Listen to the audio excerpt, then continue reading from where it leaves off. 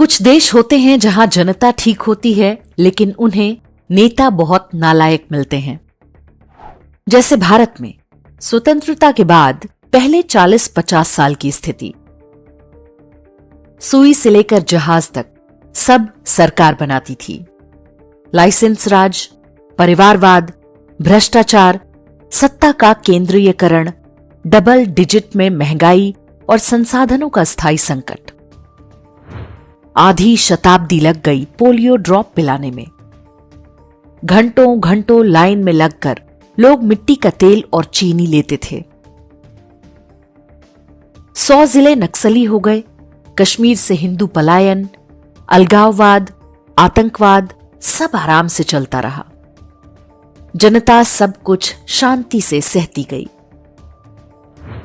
सदियों की गुलामी के बाद कहने को ही सही, अपनी चुनी हुई सरकार थी, इसलिए कभी विद्रोह नहीं हुआ, कभी कोई सशस्त्र आंदोलन नहीं हुआ। कुछ देश होते हैं जहां जनता सामान्य होती है, लेकिन एक ढंग का नेता उस देश का भाग्य बदल देता है। जैसे छत्रपति शिवाजी महाराज ने मालवों और मराठों का साथ लेकर मराठा साम्राज्य बनाया। जैसे संत विद्यारण्य ने हरिहर और बुक्का राय नाम के 2 भाइयों को लेकर विजयनगर साम्राज्य की स्थापना की। जैसे ली कुआन यू ने आधुनिक सिंगापुर की स्थापना की और मछुआरों की एक बस्ती को कहां से कहां पहुंचा दिया। कुछ देश होते हैं जहां जनता भी घटिया होती है और नेता भी। ऐसे देश रोज नए नए गर्त में धंसते जाते हैं। जैसे पाकिस्तान, नेता घटिया और जनता महाघटिया। ये देश पूरे विश्व के लिए सिरदर्द होते हैं। भारत के वर्तमान विपक्ष और उसके इकोसिस्टम की राजनीति को ध्यान से देखें तो आप समझ जाएंगे कि वे भारत को किस ओर धकेलना चाहते हैं। इस बात को समझने से पहले ये चित्र देखें। वर्ष 1965 में प्रधानमंत्री लाल बहादुर शास्त्री ने दिल्ली में अपने सरकारी आवास में हल चलाकर गेहूं बोया था। ये वो समय था जब पाकिस्तान से युद्ध चल रहा था। देश में अनाज का भीषण संकट था। शास्त्री जी ने अपील की कि लोग सप्ताह में 1 दिन उपवास रखें। लोगों ने सप्ताह में 1 दिन तो क्या, प्रतिदिन 1 समय का खाना छोड़ दिया। युद्ध समाप्त होने के तुरंत बाद ताशकंद में शास्त्री जी का निधन हो गया। उनकी विधवा पत्नी ललिता शास्त्री ने प्रधानमंत्री आवास में बोई फसल को खुद अपने हाथों से काटा था। शास्त्री जी के जीवन ने गुलामी की हीन भावना और नेहरू के समाजवाद के बोझ तले दबे भारतीयों के अंदर स्वाभिमान की एक ऐसी लहर पैदा की जिसके कारण आगे चलकर आत्मनिर्भरता के लक्ष्य को पाना संभव हुआ। अनाज से लेकर हथियार, गोला बारूद और हर आवश्यकता के लिए भारत धीरे धीरे आत्मनिर्भर बनता गया। लोगों ने हर कष्ट सहे, लेकिन देश के हर सुख दुख, हर सामूहिक विपदा में साथ खड़े हुए। किंतु आज क्या स्थिति है? कांग्रेस तैयार बैठी है कि जैसे ही देश पर कोई संकट आए उसे असंतोष भड़काने का अवसर मिले। ईरान युद्ध के कारण विश्व भर के देशों में तेल कीमतों में भारी बढ़ोतरी हुई, लेकिन भारत में जैसे ही यह होगा वे इसे अलग तरीके से परिभाषित करेंगे।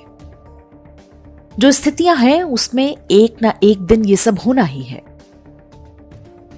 युद्ध यदि बढ़ता है तो वो हर संकट जो आज विश्व के देश झेल रहे हैं वो भारत तक भी पहुंचेंगे। लेकिन कांग्रेसी तंत्र को इससे कोई मतलब नहीं।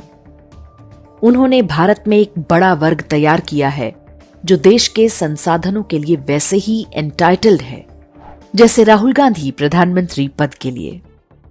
दुनिया में चाहे आग लगी हो, उन्हें अपनी हर सुख सुविधा चाहिए, हर अधिकार चाहिए। अफवाह और झूठ फैलाने का अधिकार, देश के दुश्मनों के साथ मिलकर षड्यंत्र रचने का अधिकार। मजहबी देश आपस में लड़ रहे हैं तो उसमें हिंदुओं को झोंकने का अधिकार। वैसे ही जैसे प्रथम और द्वितीय विश्व युद्धों में अंग्रेजों ने बड़ी संख्या में भारतीयों को झोंका था। युद्ध उनका था, लेकिन जान दे रहे थे हिंदू। पहलगाम में आतंकी हमला हुआ तो उन्होंने कहना शुरू किया कि भारत सरकार ने ही हमला कराया है। फिर शोर मचाया कि भारत की सरकार पाकिस्तान से डर गई। जब ऑपरेशन सिंदूर शुरू हुआ तो रोना आरंभ किया कि मोदी ने देश को युद्ध में झोंक दिया। नई रट शुरू हो गई कि कितने जहाज गिरे। शत्रुओं ने जो जो दुष्प्रचार किए उसे फैलाने का उत्तरदायित्व कांग्रेस पार्टी ने निभाया। जब सेना ने सही मौका देखकर युद्ध को समाप्त कर दिया तो नई नौटंकी शुरू हो गई कि पाकिस्तान के आगे सरेंडर कर दिया। चित भी मेरी, पट भी मेरी।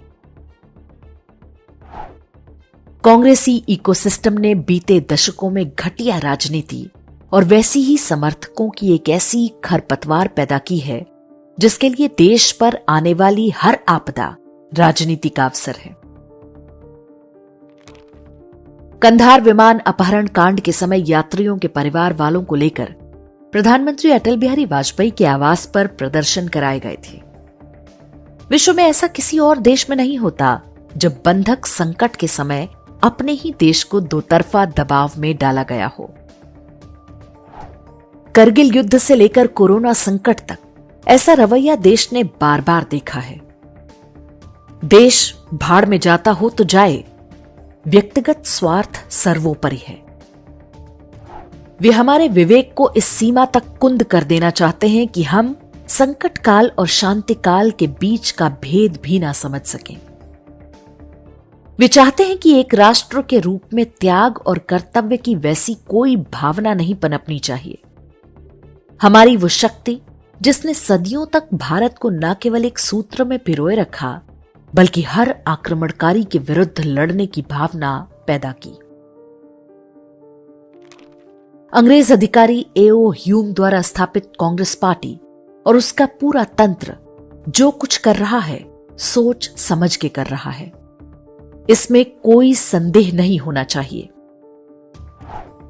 बाहर के शत्रुओं से सेना और सुरक्षा एजेंसियां लड़ लेंगी। आंतरिक शत्रुओं को विफल करना जनता का उत्तरदायित्व है। यदि विश्व में अशांति है तो हम उससे बहुत समय तक बच नहीं सकते, लेकिन उसकी तैयारी हमें अभी से कर लेनी चाहिए। आने वाले समय में मीडिया और सोशल मीडिया पर फैलाई जाने वाली किसी भी अफवाह पर विश्वास करने से पहले सरकार का पक्ष सुने। सूचना युद्ध की शक्ति को समझें। शत्रु आपके दिमाग से खेलने में माहिर है, इसलिए सावधान रहें। हमारे ही देश में एक पूरा समुदाय मजहब के आधार पर ईरान, पाकिस्तान और फिलिस्तीन के पक्ष में खड़ा है। ऐसे आस्तीन के सांपों से दूर रहें। सरकार या सेना यदि कुछ छिपा रही हैं तो भी घबराएं नहीं। जनहित के लिए कुछ सूचनाएं छिपाना आवश्यक होता है। देश के अंदर ऐसे तत्व हैं जो जमाखोरी करके संकट पैदा करने का प्रयास करेंगे, उनसे सावधान रहें। संकट काल के लिए धन और आवश्यक वस्तुओं की बचत करें। अनावश्यक खर्चों से बचें। पास पड़ोस के लोगों के साथ संगठन बनाकर रहें ताकि किसी संकट में एक दूसरे के काम आ सकें। इस युद्ध के कारण दुनिया में जो कठिन हालात बने हैं उनका प्रभाव लंबे समय तक बने रहने की आशंका है। इसलिए हमें तैयार रहना होगा, हमें एकजुट रहना होगा।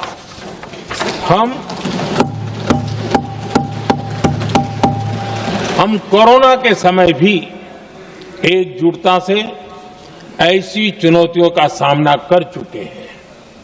अब हमें फिर से उसी तरह तैयार रहने की आवश्यकता है। विश्व अभी जिस संक्रमण काल से गुजर रहा है वो हम सब की परीक्षा है। आसान भाषा में कहें तो हमें पाकिस्तान बनने से बचना है, क्योंकि जब जनता ही नालायक होगी तो नेता भी कहीं आसमान से नहीं टपकता। हजारों वर्ष पुरानी सभ्यता के रूप में हमारे इतिहास को देखें। अच्छे बुरे राजा आते जाते रहे, लेकिन एक समाज के रूप में हम सदैव अपराजेय रहे।